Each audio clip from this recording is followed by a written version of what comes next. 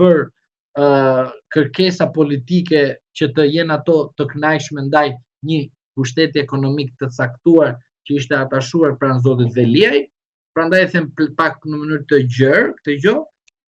Zoti Veliaj për mendimin tim është i rrezikuar. Do thoya është nga rastet të cilët gjej megjithënë atë mundësinë që të shpreh në mënyrë kaq shumë juridike, se sa është e pabesueshme. Pra, spaku i partisë, që është vetë pjesë partisë, pra zoti Veliaj është socialist, nuk e di a ka qenë në të shkuarin e komunist, por socialist derisa është pjesë e Partisë Socialiste. Dhe ajo që mua më çudit është që zoti Dado dhe zoti Dumani kanë aplikuar kodin procedurës penale të Republikës së Shqipërisë ndaj zotit Veliaj në mënyrë që se kanë bërë as ndaj zotit Berisha, as ndaj zotit Ahmetajt, as ndaj zotit Beqaj, as ndaj zotit Meta, asnjë nga këta. Pra, kanë shkuar dhe kanë bërë një veprim të cilët kodi e përcakton dhe kanë shkuar dhe ja kanë bërë atë që duhet i kishin bërë një personit që është në procedim penal e sipër. Por çfarë kanë harruar ata që ja kanë bërë atit? Po çfarë kanë harruar ata? Ata kanë harruar diçka që në kodin e procedurës penale dhe në praktikën unifikuese kërkojnë që këto veprime që i atribuohen zotit të Veliaj duhet të jenë bashkarisht 3 pikat, duhet të jenë në mënyrë konstante, në të njëjtën kohë, në të njëjtën moment, jo të jenë të shkëputura nga njëra tjetrën, sepse nuk kanë pikë vlere më për procedimin penal. Unë mendoj se zoti Veliaj, në rast se kemi një drejtësi të pavarur, të paanshëm dhe jo ndikuar politikisht, del nga burgu. Merre lajme, del nga burgu. Dhe do ta arsyetoj ashtu siç duhet, sepse unë nuk bëj as pakt, as bëj në i fres në i partije politike, as në i kryetari, e as në njëri që ka halle dhe shqetësime pse mbajnë qëndrime dhe ashtu siç duhet për mua juridike. Se janë të vërteta, nuk më intereson fare. Mendimi im politik për zotin Veliaj, dihet. Ai nuk meriton të ishte kryetar bashkie, dihet. Por unë them edhe po e saktësoj dhe them gjithmonë, përmes votës do shkohet politikane dhe nuk del më në dera e shtëpisë vet. Në burg fuqizohet dhe bëhet hero. Ma jeni men nga ana ime. Tani shkojmë te Veliaj. Se dua ta diskutoj sepse nuk mund të akuzohemi, jo se akuzojmë, jo se më intereson, por të na thënë që shiko, ne përdorim standarde. Jo, avokati që flet në publik nuk ka mbajtur për asnjë, edhe si ka bërë asnjëri prej tyre fresk për të favorizuar veten e tij, në krahasim me të tjerë që kanë bërë fresk dhe kanë marrë edhe fruto, edhe leko, edhe euro, që të bëjnë lavazh spakut, edhe tani dalin edhe bëjnë, jo lavazh spakut, por tani flasin që spaku është jashtë shinave dhe jashtë standardeve demokracisë, i shikoni vetë edhe i stamponi ata të cilët kanë lëvizur te prezumimi pafajësisë, po na e kam thënë edhe unë, po nas na e kanë dëgjuar, por thoshin arrestohet Berisha, bukur e kanë bërë, arrestu Meta në mënyrë të dhunshëm, bukur, ku ka dhunë, dhe arrestohet Veliaj, ua, ç'os pagu është ky?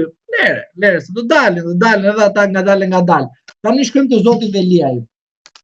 Atëherë i nderuar, që të jemi ashtu siç duhet dhe unë gjithmonë analizoj gjërat politike ashtu siç duhet dhe juridike, tani të shkojmë tek fakti juridik. Zoti Veliaj është një person i cili është marrë një masë sigurie ndaj tij. Tani, te kjo masë sigurisë është bërë për korrupsion,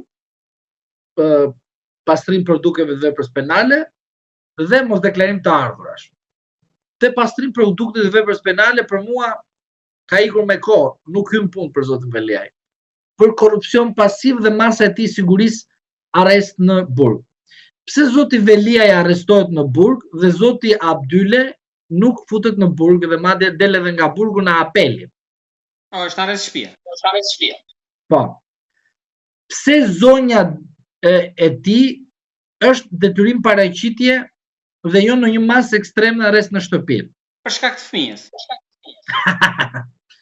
Po mirë, po pse zonja Kryemadhi është jashtë detyrim paraqitje dhe disa të tjerë janë po detyrim paraqitje? Po Bekteshi edhe rasti që është me Berishën edhe Veliajin që është detyrim paraqitje. Çfarë po mban ai? Baktit? Këtë nuk e di. Po jo, më thuaj ti mua se unë po të pyes, a është drejtësi e mirë, e organizuar, e amerikano-kanadeze, australiane që thoni gjithë ju që besoni që ata do bëjnë ata? Drejtësia është interpretim. Jo, më fal. Çfarë interpretim? Ç'do të bëjmë interpretim aty? Ai interpreton ligjin, Ai thua, or zotri, ai thua ti që Velia është burgaxhi, hajdut, kriminal, po supozojmë themi. Që është. Mirë. Unë po them ty.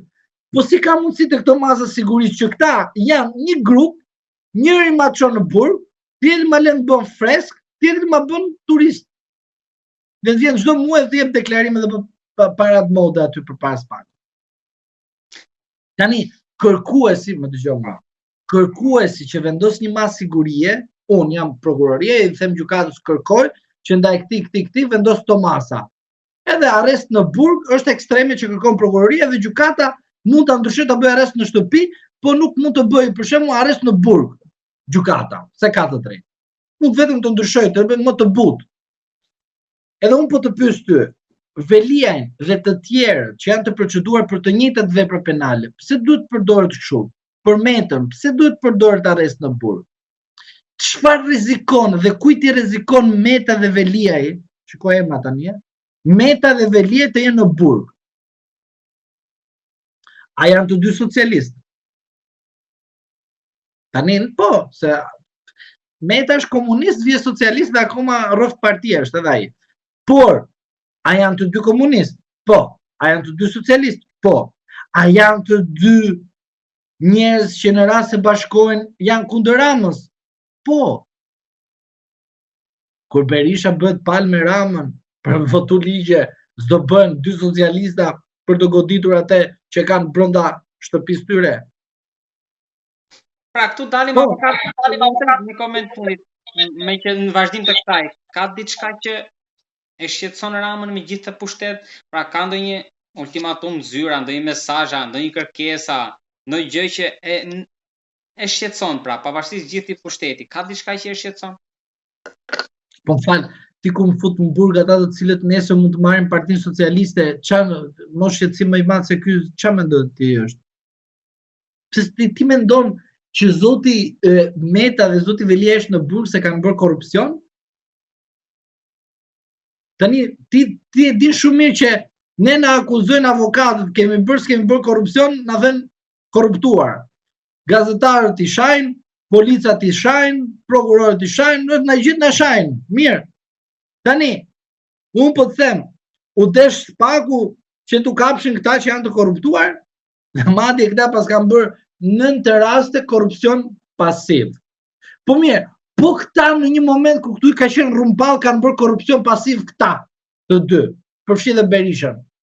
Po ky që është kryeministri që ka qenë kryetar bashkie, a ka bërë ndonjëherë korrupsion pasiv? A shëtuar ndonjëherë ky person? Se këta në rezultojnë që kanë korruptuar.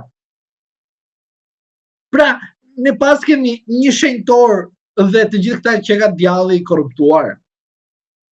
Diçka nuk më shkon mua këtu, diçka nuk më shkon kaq shumë të korruptuar kemi ne të tjerë dhe përtej atij që nuk ekziston korrupsioni.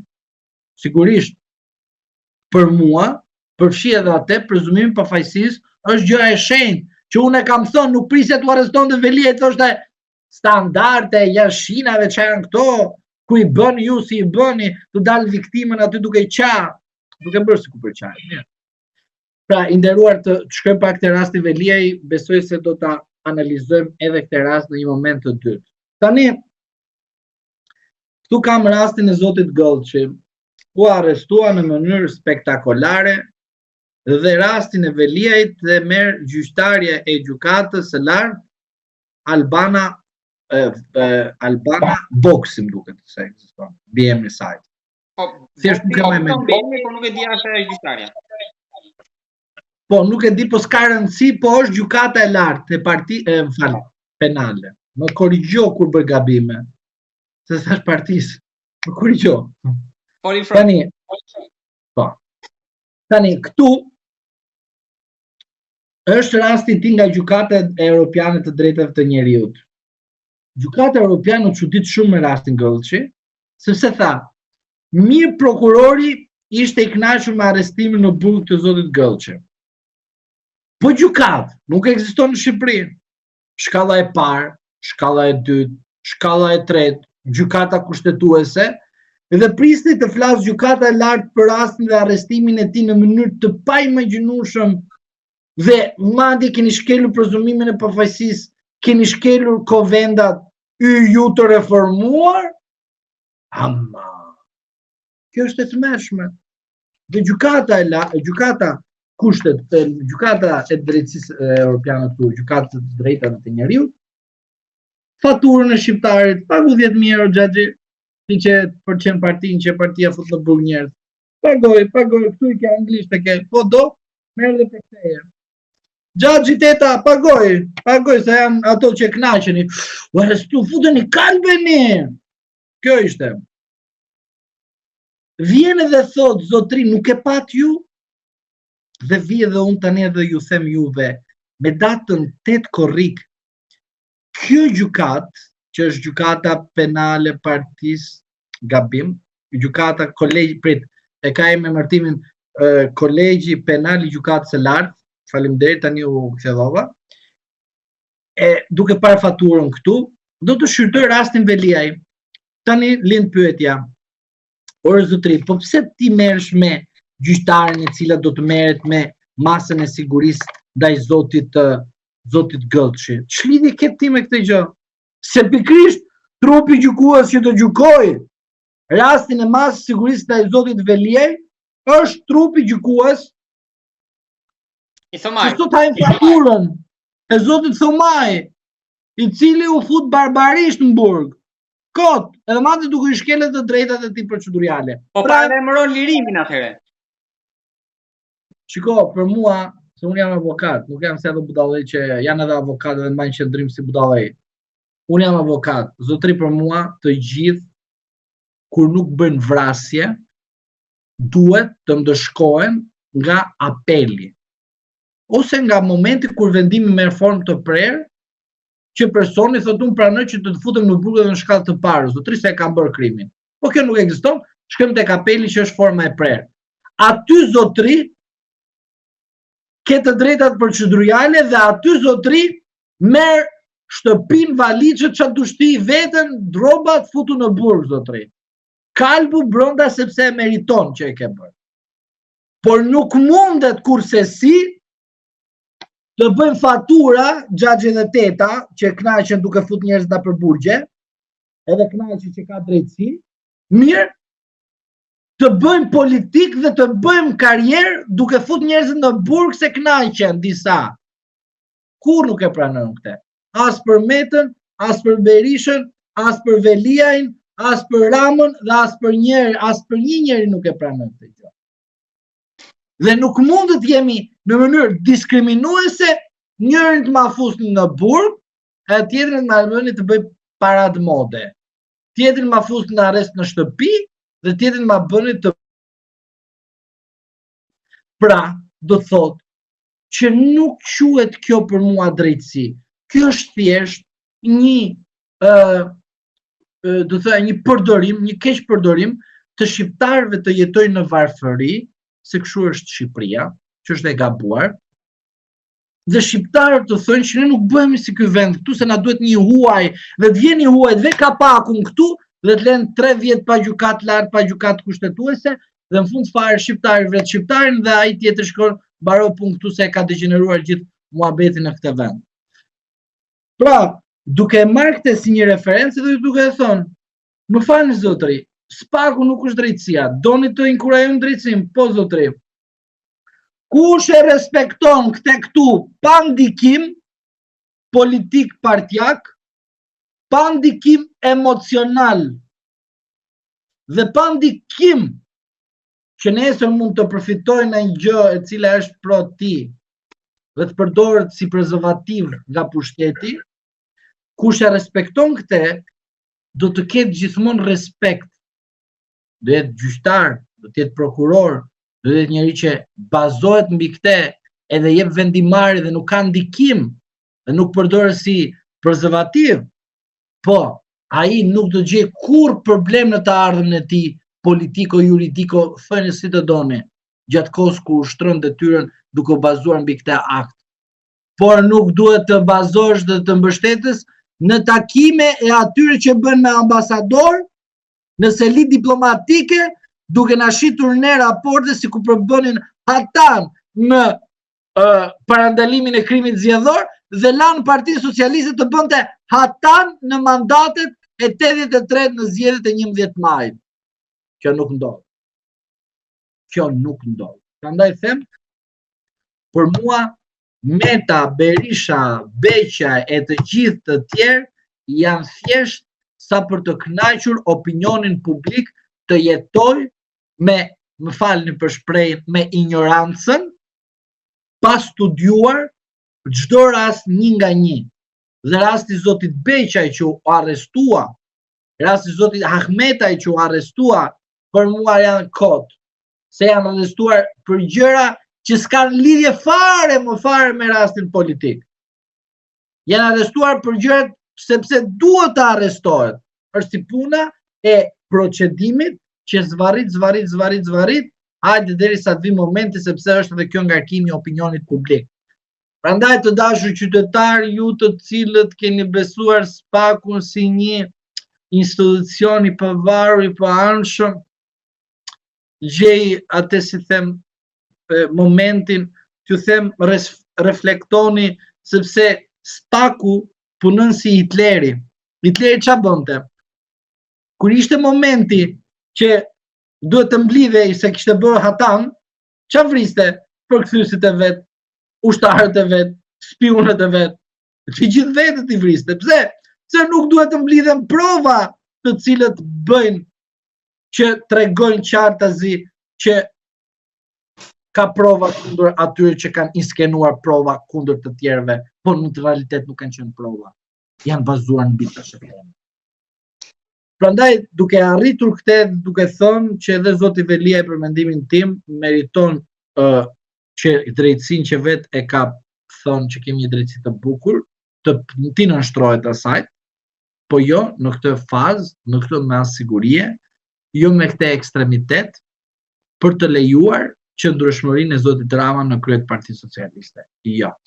Avokat, unë të falenderoj shumë për këtë analizën, por edhe për lidhjen, analogjinë që bët të rastit të Veliajt, për të cilin gjykata e lartë do të shprehet në datë 8 korrik, që lidhet me rastin e Thomas Gëllçit dhe vendimit të gjykatës europiane, aq më tepër tek detaji që është i njëjta trupe nëse do të vazhdojmë me të njëjtin vendim, apo ajo që paralajmëruat ju që mund të jetë një kthes, por një zhvillim që mund të përmbys gjitha ngjarjet, jo vetëm të rastet në aspekt juridik, por edhe politik, të kësaj vere që mund të kthehet më e nxehtë për mazhorancën dhe paralajmërimet për shtatorin. Unë të falenderoj shumë për gjithë bisedën. Edhe unë ju falenderoj shumë për ftesën. Unë dua të them edhe një herë që në rast se drejtësia është në nivelin e dur kushtetues dhe jo të statutit të Partisë Socialiste, për mua zoti Meta, me datën 26 kur është masa e tij përshqyrtohet. Zoti Velia me 8 korrik duhet të dalin nga burgu, mund të jenë arrest në shtëpi, sepse përsëri për llogaritet po e njëjtë gjë, po arrestimi në burg kënaq vetëm zotin Rama dhe ndihmon zotin Rama, por në rast se edhe me 8 korrik dhe me 26 qershor nuk zbatohet kushtetuta, atëherë të jeni të sigurt që unë dua që kolegji penal ose partisë ose gjyqtarët të hiqen lekët të çdo faturë vjen nga gjykata europiane të drejtat të njerëzit kundër Shqipërisë. Ta paguajnë ata. Kurse të hiqen, ta paguajnë ata dhe nuk do ta paguaj unë, duke më rrit mua çdo gjë mbi kurrizin tim që ata të favorizojnë nesër të dalin dhe të përdoren si prezervativ kundër interesave kombëtare. Prandaj them që në rast se ekziston drejtësi, zbatoni kushtetuesen, sepse në rast se nuk zbatoni kushtetuesen, jam i bindur që do të vijë edhe një drejtësi tjetër. Edhe është drejtësia e një momenti të dytë që është politike, që nesër pas nesër Shqipëria mund të kalojë dhe ajo trazirat e saj politike, po ku do kërkoni azil te ambasadorë që nuk do jenë më ambasador? Tu lind pyetja. Pra ky është mesazhi për ata. Do kërkoni azil ndaj ambasadorëve të cilët nuk janë ambasador më. Dhe nuk e di janë do t'ju japin azil. Po do keni marrë në qaf një popull, një kom të tërë. Avokat, Ju falenderoj shumë për ftesën. Edhe unë ju falenderoj shumë për ftesën.